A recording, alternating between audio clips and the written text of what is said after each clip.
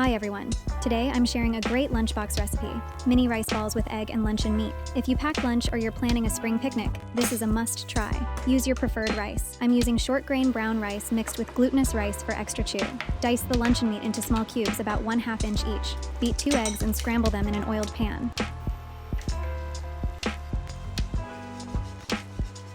In the same pan, fry the diced luncheon meat until golden. Add everything into a big bowl with warm rice. This recipe serves 2. Add 2 tablespoons soy sauce, 1 teaspoon sugar, and some crushed seaweed flakes.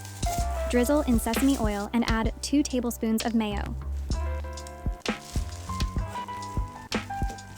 Mix and shape into bite-sized rice balls using your hands. Sprinkle some toasted sesame seeds on top for extra flavor. Serve with pickled radish. It adds a perfect crunchy bite on the side. Ta-da! Here's a single serving for plating, but feel free to double up. The fluffy eggs, savory meat, and seaweed mayo combo are sneakily addictive. So simple, yet so satisfying, you'll keep reaching for another. Thanks for watching. See you next time, and enjoy a simple K meal today.